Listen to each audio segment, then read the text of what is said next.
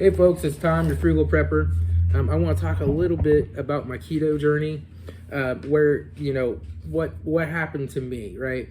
And so, like a lot of young people, I drank a lot of real Mountain Dew. I ate rice, I ate pasta. I just ate and ate and ate, and I got a little bigger, a little bigger, a little bigger, but not as heavy as I got. I was probably about 320 pounds, or 330, maybe when I got diagnosed as being diabetic. And then I became diabetic. I cut out a lot of the sugar. I switched over to diet pop. I started doing some exercise and stuff, and I lost 80 pounds pretty quick. And I was cut way back on my metformin, and things went along well for about a year. And then carbs creep back in and you start eating the wrong things again. And my A1C went back up. My original A1C when I was first diagnosed was a 17.6. So I was really diabetic. I had been really diabetic a long time before that. I just wasn't willing to admit it and go to the doctor. At that time in my life, I didn't have a doctor. I just went to urgent care if I got sick. I didn't have a family doctor. So that was a whole new experience for me. And so I went back to the doctor and he said, it's time to start you on insulin. And we start like 20 units a day and, just a slow acting insulin, a basal insulin, no fast actings. And then that just kind of grew and grew until where I was on like 70, 80 units a day. And my doctor said, you need to see an endocrinologist. I'm just not comfortable prescribing you that much insulin. And, it's really weird that they say insulin's the cure, but they're not willing to prescribe you too much, and I don't know. So I went and seen an endocrinologist, and he didn't have any problem at all prescribing me on the insulin. By the time my ordeal with the endocrinologist was over, I was taking 300 to 325 units a day, 250 basal, and then the rest was fast acting with meals. I had the Novolog. I had it all, man. I was just injecting, right?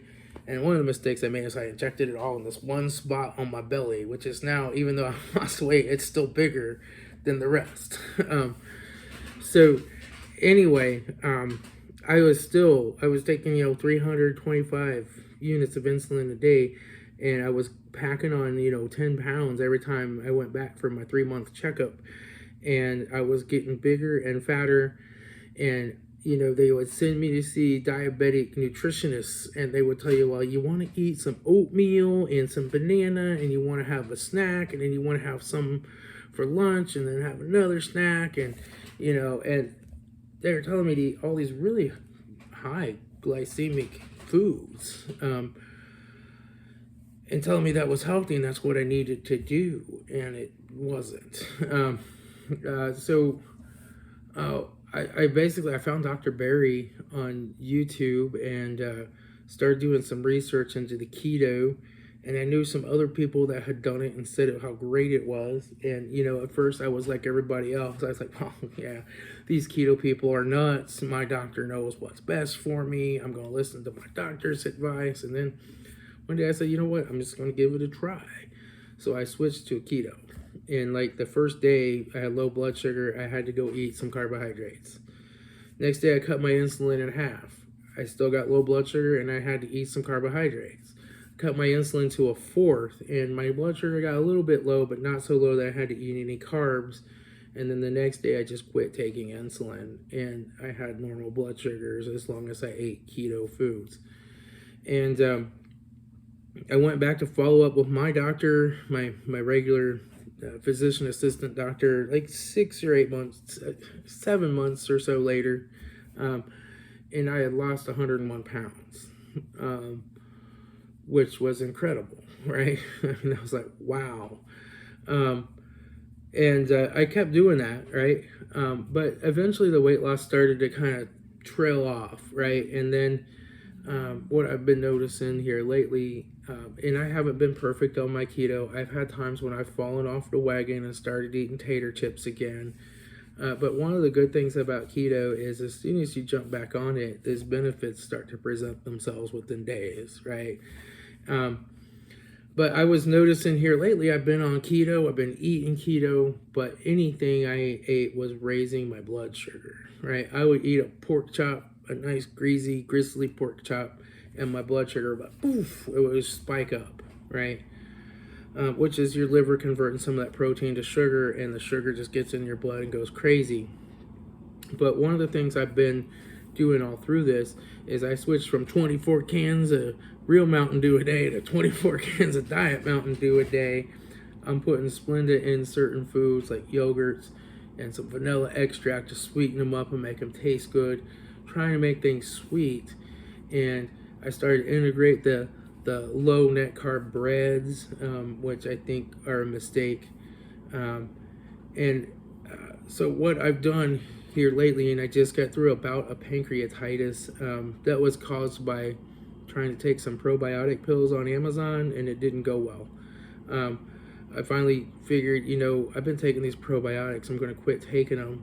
Got a little better, and I took some amoxicillin, some antibiotics, and it just went away within a couple of days for the most part. So I think those probiotic pills, because I don't have a gallbladder, I have some stuff built up in that small intestine, and I think those probiotics that are normally supposed to go all the way to the large intestine just started growing up in my upper GI tract, and it was a mess. Really painful. It's severely painful pancreatitis. And I can't afford $5,000 to go to the hospital and get the morphine, which that's normally what you do is go in the hospital, they fast you, they give you morphine, and you get through it. But by the time I do that, it's going to cost me $5,000 on my insurance, because I have crappy insurance because I work for a living. So luckily I was able to get through this without having to go to the hospital.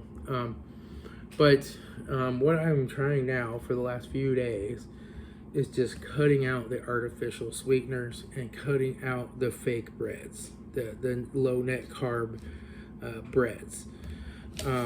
Those still have a lot of wheat gluten. They're still really, I think they still have a glycemic impact. They still spike your insulin.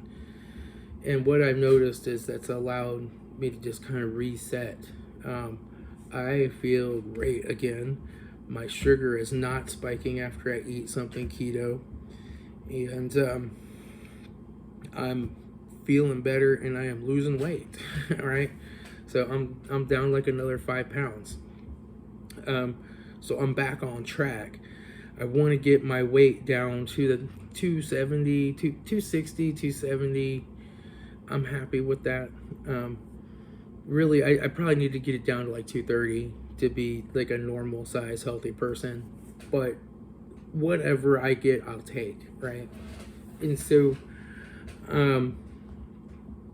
but I think the artificial sweeteners are a really big part of staying in ketosis and keeping that insulin low, because one of the things that we know is that when you eat something that tastes sweet, it does spike your insulin. One of the things we know is that you can't use your stored fat. You can't get into ketosis and start burning fat when your insulin is high.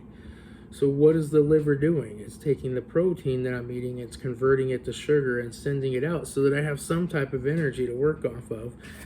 And yet, when the insulin comes along to try to get that sugar to a normal level in the blood, all the cells are like, nope, no openings here. We're insulin resistant, right? Just 3 days of that, and I'm normal. And one of the things that's awesome is I've always had high blood pressure since I was a teenager. It's been too high, but it's steadily gotten higher and higher and higher. And without any blood pressure medication, I'm in the 200 and something over something. I mean, it gets ridiculously high. My heart is okay, but when it gets really high like that, I can feel my heart like, every once in a while it skips to be like, right? And but what can you do? I've been to blood pressure specialists. I've taken I don't know how many different types of medications. They all have really nasty side effects, just really nasty side effects. And I've had the scan for tumors on my glands, and I've had everything done. And there's no clinical reason for my blood pressure to be high, is what they told me. I just took my blood pressure, and I've taken my lisinopril and my metoprolol. That's the two that I'm willing to take because they don't make me feel like crap. and my blood pressure is 143/75 today. That's unheard of for me. I never get below 170, right? Never. 180s is where I normally run with my blood pressure medication, and I've just been willing to live with that because, you know what, I'm not willing to take all those other medications because I want to live the life that I have left, not just sit around unable to focus or do anything and feel like crap for the rest of my life with my bottles of pills, right? I want to go out and I want to ride coasters. I want to garden. I want to fix cars. I want to do things. I'd rather have a life full of doing things that's shorter than have a really long life of sitting at home and unable to get out of bed. So, but I'm really happy about that. It seems like these artificial sweeteners were really screwing with me. And, you know, it's one of those things you think about it and you're like, yeah, but I don't want to give up my sweet yogurt, you know, my sweet yogurt treat. And so I've really just started to cut way back on that. I'm not completely off of it yet. I had a glass of Crystal Light, which is aspartame sweetener, for lunch, and I'll probably have a Diet Mountain Dew yet today, but I am way down on it, and I'm going to continue to work on that to where I'm just drinking this, right? Just drink this. And black coffee. I still like to have a cup of black coffee. But before I was dumping 4-packs of Splenda and heavy cream in my coffee. So I would say that if you're going to do keto or you're doing keto and you're noticing less and less results from it, try to get away from any of the store-bought keto fake breads that say they have 1 gram of net carbs. Those definitely are a problem, and try to stay away from artificial sweeteners. Now, a lot of people are very carnivore. I went to pure carnivore and I started to reintroduce some vegetables. I just seem to do better with some low-carb veggies, some cabbage, some broccoli, some cauliflower, some green beans without the bean part, just the green, you know, some lettuce occasionally. I'll even have some carrots now and then, even though carrots are a little carby, so you have to watch it. But to really keep the glycemic impact of what you eat down. But don't get me wrong, I eat a lot of meat. Bacon is actually really good for you. It's really high in oleic acid, the same thing that's in olive oil. It's supposed to be so heart healthy. That's the most of the fat in bacon is oleic acid, right? Saturated fats aren't bad for you. The American Heart Association has admitted this now, right? Cholesterol, it's not bad for you when you eat it, right? What you eat has nothing to do with the cholesterol that's in your blood. So the American, I think the Diabetes Association and maybe the Heart Association has admitted now, actually since 2012 or something, that the amount of cholesterol you eat is no longer a nutrient of concern for overconsumption. So they don't stand up at the mountaintops and scream this out like, we were completely wrong and we screwed you all over. But they just quietly make it a little footnote in there, right? Don't be afraid to eat things like bacon, pork chops, beef. Eat the gristle, it's full of collagen. Eat eggs, eat butter, ghee. I cook in ghee, lard, and tallow. That's the only thing I use to fry anything with. I don't even use the olive oil or the coconut oils or any of that. Cut out the artificial sweeteners, and I think that you'll get back on track with your keto pretty darn quick. I am, and it's not easy to give up some of those things that you're just really addicted to, that sweet flavor. But once you do it for a few days and you start to realize how much better you're feeling, you'll be willing to keep it up, I think. At least I am. We'll just have to see. But I hope that I can get another 40 or 50 pounds off and get back to a more normal size. I do have some free weights. I'm going to look at trying to lift those. I don't really know how you lift weights or whatever. I'm going to try to find some YouTube videos and try to start doing some of those exercises every once in a while to help build up the muscle mass a little more, because muscle burns energy and it's good for your sugar levels. But it takes a long time to recover from this because I've been injecting exogenous insulin into my body for 20 years. Well, really, like for 16 years. I was just piling in the extra insulin, and my cells have been like, no more, right? And this really causes a lot of problems. High sugar is a problem, right? It does cause blindness. It does cause kidney damage, right? But the problems that you get from the high insulin can be much more severe. Every cell in your body has an insulin receptor, right? And the insulin is a big problem, and cells being resistant to insulin is a big problem, because when you have a muscle cell, for instance, and it gets completely resistant, it's not letting any of that insulin in, the insulin actually has a protective effect on the proteins in the muscle. And when you can't get any more of it into the muscles actually start to break down into amino acids, and they decay and they go away. And that's caused by just constantly forcing more and more insulin in there, and eating another piece of chocolate, eating another Reese peanut butter cup, and piling in some more insulin.